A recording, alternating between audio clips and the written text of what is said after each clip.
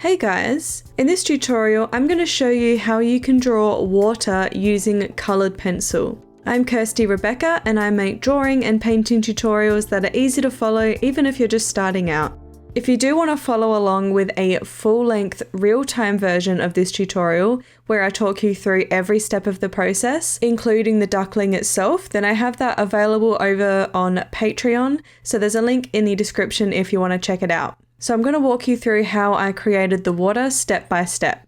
First, I'm going to take my wax-based pencils like the Caran d'Ache Luminance and the Derwent Drawing, just to colour over all of the blue areas. And the reason that I'm starting with wax-based pencils instead of oil-based like the Polychromos is because I will actually be blending with solvent. And if you don't like blending with solvent because of the toxicity, there's actually some natural alternatives out there like Zest-it that works really well with coloured pencils. But I love to use the solvent, especially on Pastelmat, because it blends the wax-based pencils really creamy and opaque. And it does still blend the oil-based pencils like the Polychromos very well, but it's just a little bit creamier and more opaque with the wax-based, so I try and start with those if I can. But it's not really a big deal if you only got Polychromos, you can just use those throughout the whole process. And if I don't have the colour that I'm after in the wax-based, I'll go use the Polychromos anyway. So just if I can, I will start with those wax-based ones.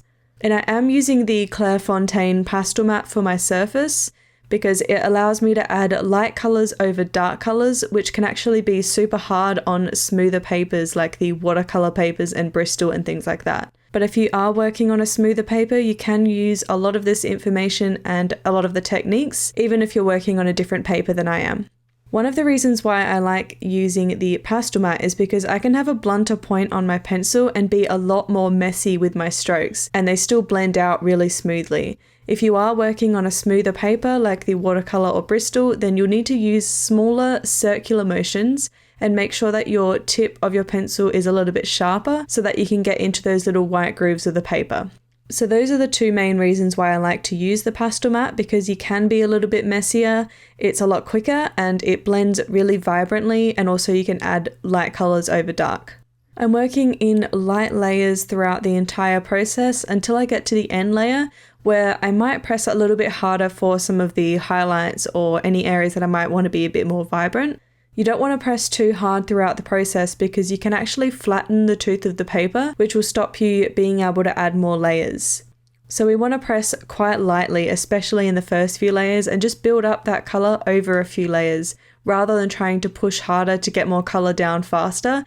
It really doesn't work that way if you want to have that depth and realism in your piece. You just got to build it up slowly and add a few different layers of colours on top of each other. And I'm not too worried about the exact colours I'm using. I'm just laying in some lighter blues and some white to start with in those areas, because we can come back and alter those colours later and give it some variation. I'm just trying to get a base layer down to work with first. And I'm also coming through to the darker areas with the darker browns and greens as well. There's actually an area underneath the duckling that has a little bit more orange and yellow because of the reflection of the duck.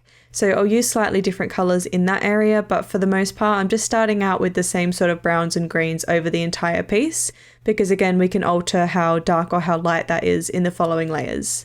And make sure that you try and get these ripples, like the darker spots and lines, in the right spot in the initial outline, because it does affect how the water is moving. If you just sort of guess where the light areas and the dark areas are, it doesn't look as realistic as if you actually copied what you see. And that's the main thing when you're drawing water. You really have to look at your reference photo and make sure that you're doing your ripples and everything in roughly the right spot and the right shape and the right direction as well. You don't just want to do wavy lines throughout the entire water, because that's not going to look realistic. And they don't have to be exactly the same as the reference, but just making sure that they're roughly in the right spot and size and shape will really make a huge difference. And before we blend the first layer with solvent, if you'd like to improve your drawing and painting skills even further, then my Patreon channel is the solution for you.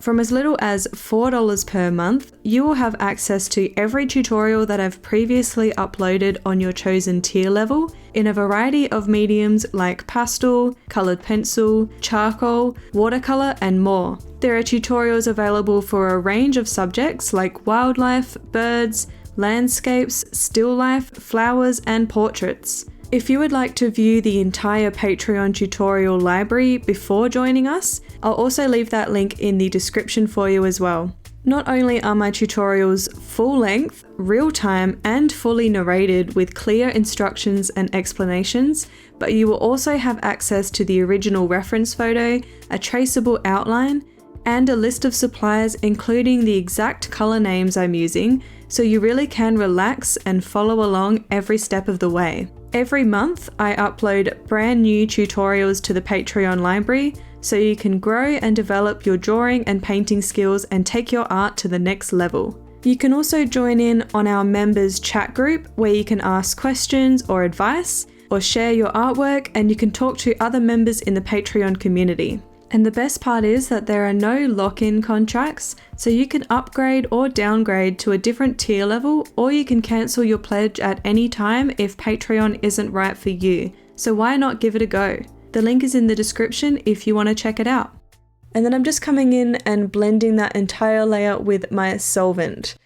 You can use any solvent that you prefer, so I'm using an odorless solvent by Art Spectrum, which is an Australian brand, but there are other popular brands like Gamsol or Mona Lisa paint thinner, or just odorless solvent, odorless mineral spirits. A lot of those kinds of things that oil painters use, you can use for this, or the Zest It, which is the natural alternative. When you're coming in with your solvent, make sure that you dab off the excess on some paper towel or a cloth before going into the artwork, because you really don't need that much on your brush, especially on the pastel mat. It tends to spread a little bit, so you just need a slightly damp brush. You really don't need it to be soaking wet or anything like that. And one of the main problems that I see people have when they're using solvent is that they don't have enough colored pencil down before they go in to blend. If you only have a light layer of pencil, the solvent doesn't really have anything to blend together, so it still looks quite grainy and it doesn't really blend very smoothly. If that's happening to you, just let it dry and then come back and add another few layers of pencil before trying again. And once you've finished blending with the solvent, wait for it to dry fully before coming into the next layer, because you can actually damage the paper if it's still wet. So I usually leave it about 30 minutes. That may be a little bit excessive, but I just want to make sure that it's completely dry and that there's no chance of damaging my paper. When drawing water, you really have to think about it as shapes and colors rather than water, and literally draw what you see. And I know it sounds really obvious, but if you think about it as water and just draw what you think the water looks like, it may not turn out as realistically as if you just copied the shapes that you see. So in a lot of these areas, those dark brown and green colors look really odd as part of the water in comparison to that really bright sort of blue color. But once it's all done and comes together at the end, you can really clearly see that it looks realistic. It looks normal, like it's supposed to be there. So don't try and come in with completely different colors because you think it looks a little bit odd. Just literally trust the process and draw what is in the reference photo. The next few layers, I'll be looking a little more closely at the reference and just focusing on one section at a time to start to get those colors a little more accurate. And there are a lot of greens and yellows in the darker ripples, and there's also quite a lot of variation between the values, so how dark the shadows are and how light the highlights are in certain ripples. So I'm paying closer attention to the reference photo and altering those shadows in each section and the highlights and also those subtle color shifts. In the lighter areas, there's actually patches of purple and grey throughout those blues, so I'm looking at my reference more than my own artwork to notice all of these subtle changes. And it can look a little weird through a lot of the layers of this process, but like I was saying earlier, if you copy exactly what you see, then in the end it will look like water.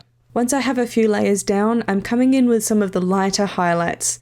So like I was talking about in the beginning of this tutorial, one of the reasons why I love working on pastel mat with colored pencil is because you can easily add lighter colors over the top of darker colors.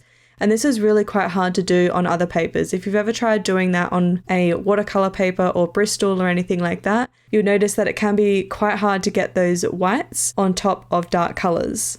So one of the tips that I have, if you're not working on Pastelmat and you're trying to get those highlights, try using a Derwent Drawing Chinese white pencil. This pencil is probably the most opaque white coloured pencil that I've found, and it works quite well over the top of darker colours on those kinds of papers as well. So if you're struggling to get slightly lighter colours, you can try that one. And there's also two products by Brush and Pencil called Touch Up Texture and Titanium White Powder. And so when you mix that Touch Up Texture liquid with some of that titanium white powder, it creates this kind of opaque like paint that you can literally paint on top of your artwork. And these two are designed to be used with coloured pencil, so it's archival. You can actually go over the top of it with more coloured pencil if you want to tint it to be a different colour and that kind of thing. It's a really genius invention by Brush and Pencil. A lot of the other options that people have used for creating highlights on top of coloured pencil aren't archival, so some people use like gel pens, acrylic paint, gouache, whiteout, like just a random bunch of things, Posca pens, paint markers, that kind of thing. All of those things are not archival when you use them on top of coloured pencil. They may be Lightfast and archival separately, but when you use a water-based medium on top of an oil-based medium, it's not archival in the long run. So those two products by Brush and Pencil are really great for that. I actually have a tutorial showing you how to do that. So I'll leave a link in the description about those two products if you want to get those really bright highlights and you're struggling on the paper that you're using. If you want to see this whole process, including the duckling, in a full-length real-time tutorial with step-by-step instruction, you can click on the link to my Patreon channel in the description. Otherwise, there is a playlist of other coloured pencil tutorials that I think you might find useful, so click on that and I'll see you over there.